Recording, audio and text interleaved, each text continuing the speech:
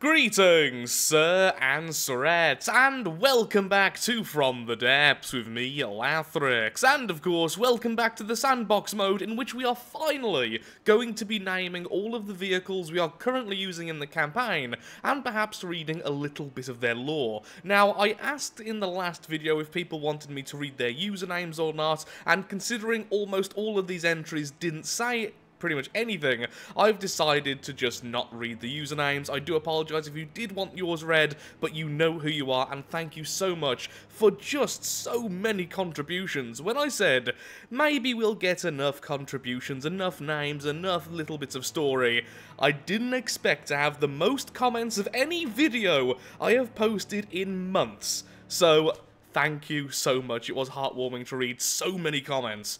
So with that, let's just do a little bit of gameplay of each of the vehicles as I name them and read off a bit of lore, if there is lore for that vehicle. The Dismantler.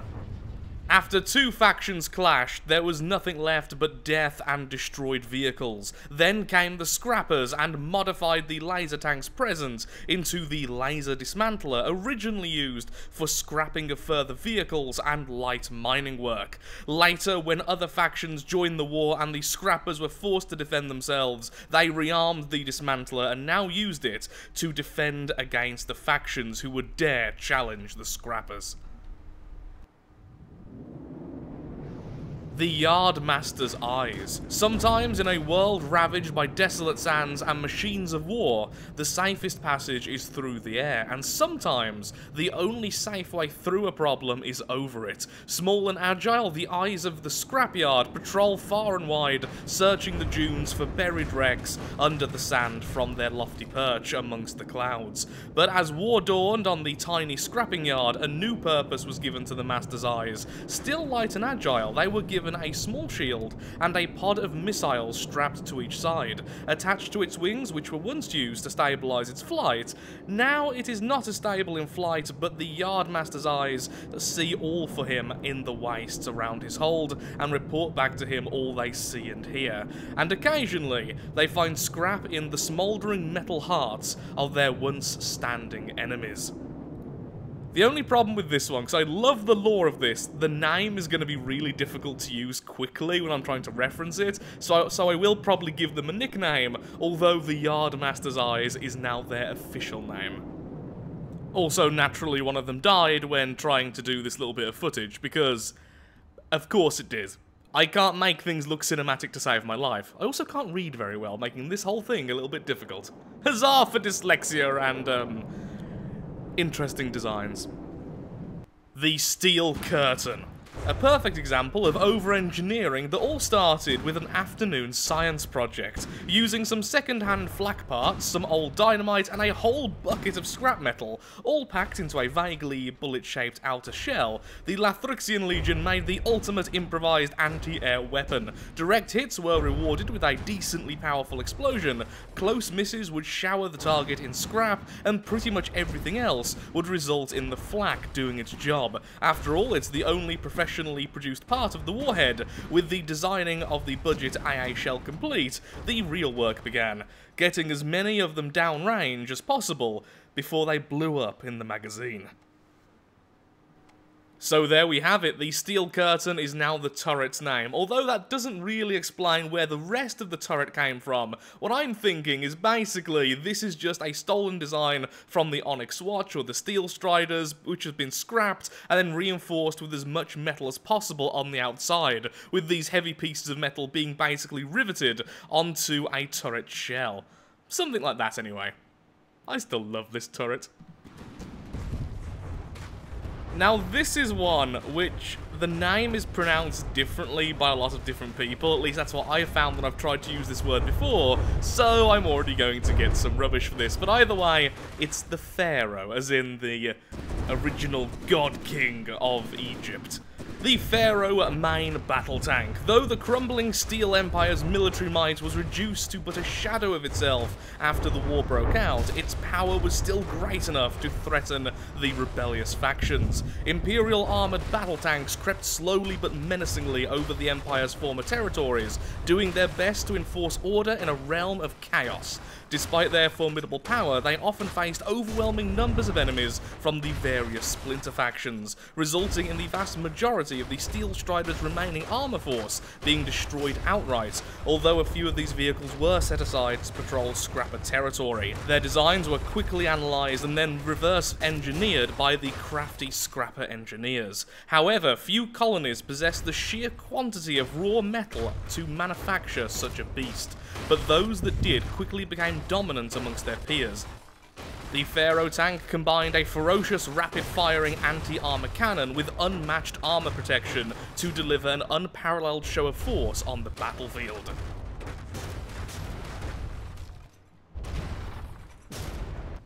Also, for those wondering, the enemy we are facing is the Rhino from the Onyx Watch, one of the bosses of their faction, and isn't it just absolutely glorious?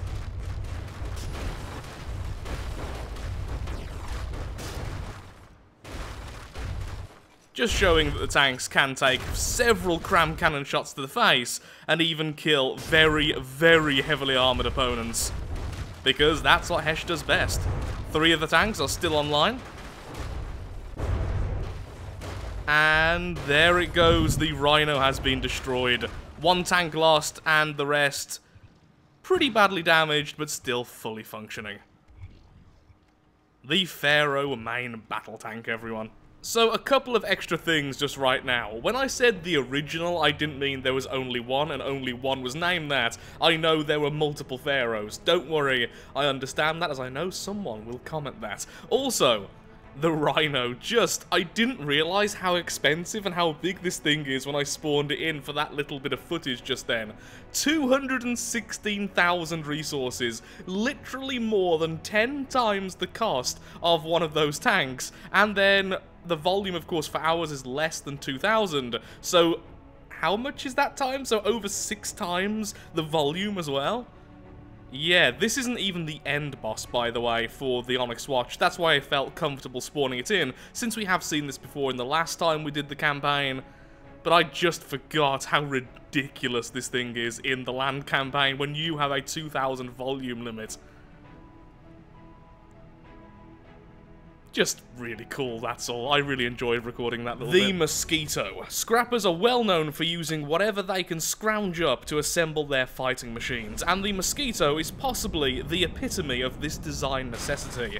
A nailed-together wooden frame with bolted-on steel armor and a pair of home-cooked homing missile launchers sits atop the outstretched rubbery remains of several massive tractor tires, which act as skis in the soft, dry surface sands. A series of crude gasoline-fueled jet engines provide surprisingly reliable thrust, allowing the Mosquito to achieve blistering speeds. Its skis are prone to flipping the entire vehicle head over heels at high velocities, which can be catastrophic to anyone on board. It has mostly been replaced by more sophisticated, less suicidal war machines. The Mosquito still sees use as a scout by those brave enough to sit behind the wheel. Also, this is definitely the one I had to repeat myself the most. Really, I think this was maybe the 20th take?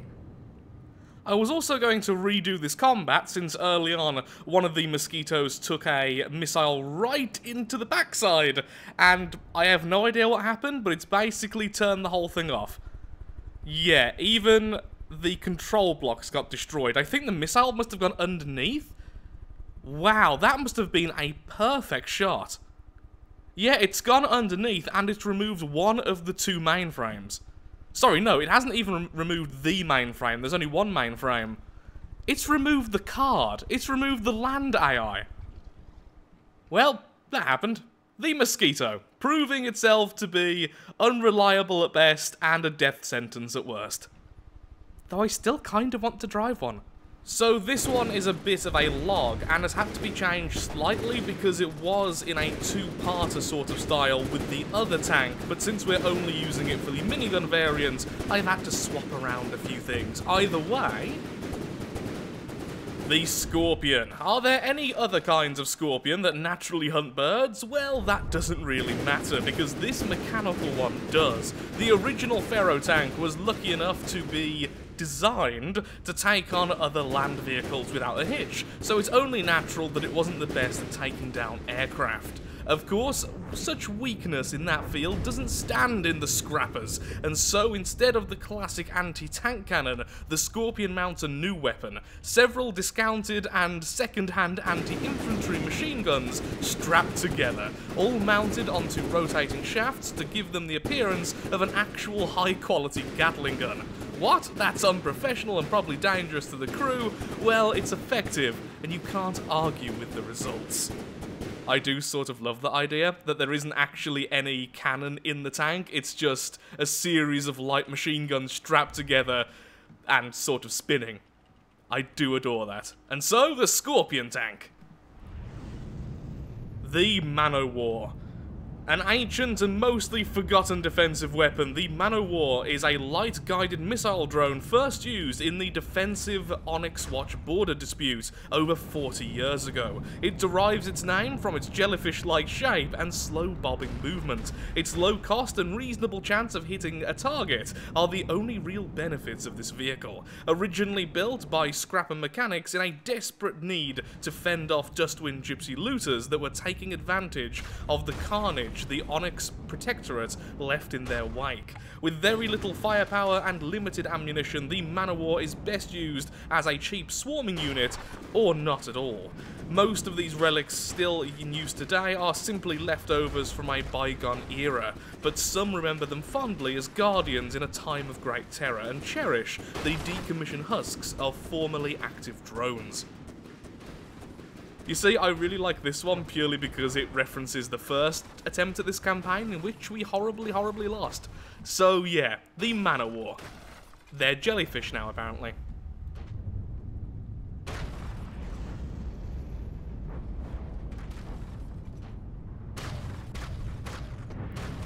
I also didn't realise that the King Cobra used either timed fuses or proximity fuses until just now. By the looks of things, timed fuses, yeah. I did mess around with these quite a lot with the defense turret, but honestly I just found flak to be far more reliable, and I think it's kind of showing why right now. Although they are very nasty, these shells need to be almost directly on target to actually hit the enemy. Unless you have the angle really high, but then not many fragments actually hit the target, so although it looks awesome, flak still does it better. Come on, kill the last drone, you know you want to, hurry up. Is that chain floating? Some say the drone is still dodging fire to this day. Okay, so what I've decided to do is we're going to cut the video here because honestly it's getting pretty late and I don't really have enough time to finish this video tonight. So I'm going to cut it here, edit it all together and then post it as soon as possible, and then tomorrow morning record another episode of From the Depths which will be completely in the campaign. So this is now just a free episode, a naming special, I don't know what I'm going to call it. Either way, I really do hope you've enjoyed, but before we go, let's have a battle. A special battle, because people were asking about this in the background in the previous video. Consider it a reward for getting through all the names. So, this is it then, Plague Guard versus Plague Guard. This is the Plague Guard Air, with a PID system that took me way too long to set up. So what it is that the PID is constantly shifting between two states, the two different test stimulus, which means it's having this lovely bobbing effect, which I think looks really cool, but to set it just right, so it's still stable and doesn't crash into the floor, it took me a bit of learning, so it was like 20 minutes just for that effect. Is it worth it? Is it worth 20 minutes of my time? I really don't know, but either way, it looks like it's in water. I think that's pretty darn cool. Other than that, it's using the basic PID system, but it is using the water AI rather than the land AI, which means it can be a little bit more aggressive looking when it's trying to control the thrusters. It's not natively that good at controlling thrusters in comparison to the land AI. It can be a little bit weird is what I'm saying, so expect weirdnesses with its combat movements. Hopefully, they will try and broadside each other, but there is a chance one of them will try to ram the other one. It just happens from time to time. Okay, with that, I think it's okay to start the battle. Oh yeah, the missiles have also been changed out, so they are actually missiles now and not torpedoes, although for this fight I have set them to not be used, or at least I've left them with their current torpedo settings, which means they'll only fire at enemies at water level, which is way too low. They may fire if the enemy lands on the floor, but at that point they should be dead.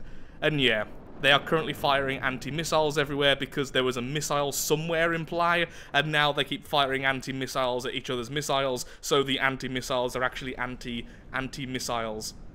Missiles. Yeah. So with all of that, let's just have a fight, shall we? The mini cannon shots are going, and there goes the cram cannons. Oh, that's beautiful. I love the cram cannons on these things. Okay, a lot more damage has been done to the enemy than us. It looks like one of the ammo stores just went up in a rather spectacular way. Still, though, the metal is holding pretty well. The Plague Guard is a naturally defensive vehicle. A lot more vulnerable now it's in the air, though, because the underside is by far the weaker point. Okay, the actual missiles have fired, so it's because he touched the ground briefly. Apparently, the Plague Guard is now male. Oh, I can hear a lot of internal explosions. I think that's some of the batteries going, because obviously this needed a lot more engine power than the regular Plague Guard. Oh, there it goes! If I wanted this to be an actual effective vehicle in the air, what I would need to do is massively armor up the underside. That's where a lot of the costs were cut, because it just didn't need it in most fights. Is it actually dead? No, it does have the AI still. Looks like one of the cannons has got jammed for some reason. The other one just isn't responding. Maybe the local weapon controller was removed. Same with the front. I mean, it's flying again now. Well, I was hoping that would last a little bit longer, but still. Aerial boat combat. What more do you want? What we could do is have the Plague Guard Air versus the enemy Rhino. The Rhino's actually more expensive. Yep, that's what we're doing. Be right back. It's a good 3 minutes later, and the enemy is still not dead. It's still firing. So it seems like what's keeping it in the air is definitely... Ow, my corpse just went flying. Is definitely more vulnerable than the regular Plague Guard stuff. Yep, still firing even now. The missiles are definitely firing though because it's on the ground, which means it does have a distinct disadvantage from the airborne version. You can see how thick the armor is.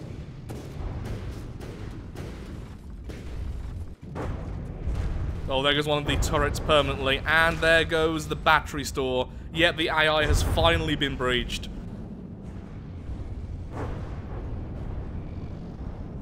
Gotta admit, that was a lot of fun. Okay, let's do what I was gonna say. So, the Rhino from the Onyx Watch, this is what we tested against earlier using our Hesh tanks. The Pharaoh. Or Pharaoh. Or Farah. Yep, I've heard so many variants of that, it's unbelievable. And actually quite a few very niche ones as well. I get corrected on it a lot as well, even though there are just different variants. Anyway, you, off. Let's spawn in the Plague Guard again, and as soon as it's fully healed, we'll have a fight. I still can't believe this is more expensive than the Plague Guard. I guess it's all the heavy armor which makes this so expensive, because I can't see why else this would be more expensive than the Plague Guard. Since the Plague Guard only has heavy armor in the very center around the AI, and then that is even buffered by wood because of, you know, EMP and everything else, so I guess that's the only reason? Either way, once again, let's jump off, because otherwise we'll be healing this the whole time. And let's make it a little bit further away, so we don't end up getting hit by the first cram cannon shot, which misses. That looks so weird. And I would say here might be far enough. Realistically, I think the Plague God will lose this. It's 50,000 less volume, it's not as resistant to cram cannons as this one should be, and most importantly, it's flying. With all of this section here, its weak point completely exposed, whereas normally, that's just not the case. So, good luck anyway. Did it just fire its cram cannons forwards? That was weird. I remember it doing that in the campaign as well. Okay, the first volley has done quite a bit of damage. The missiles are helping as well. Okay, well, that's going flying. 3% damage done from that shot. Seems like a bit of a chain reaction. I think it may have taken out... Oh, yeah. I think that was the batteries that just went up. It is using steam power. That's going to hurt on the way down as well. Yeah, that's going to be the thrusters knocked out. Well, it's no longer flying, and now it's a stationary vehicle, but still. So much damage being done, though, by the Plague God. Crushing through the outer layers of armor very quickly, and now the heavy armor's been exposed. This is where it's going to struggle. Cram cannons are not particularly good versus heavy armor unless they go down the armor penetration route. Or are max gauge and then held so that they are completely full before firing. The Plague God does neither of these. Okay, those shots shouldn't be too bad. Yeah, that's fine. It's sad that it got knocked out so quickly, but once again, if I spent a few hours retrofitting it, I would make sure the bottom section's more protected. Still only 4% health loss, though, from all of that. It is resisting very well. Oh, there goes the main weapon. Just hoping one of the shells hit around there soon. The word hit just not being allowed to be said there by me, but still. My stamina's been pretty bad the last few weeks. It's actually one of the reasons why the amount of videos being recorded has gone down. Oh! We're flying again. Kind of. Kinda wish you weren't, honestly, Plague God. That's not putting you in a good position. Those shells actually helped. Thank you, Rhino. Oh, nice shot. Did it take out the weapon? Oh, not quite. Oh, no, did it? I think it may have. Although the Plague Gods, oh, the PID is not compensating enough from the recoil. Okay, now it's trying to. It's trying to compensate.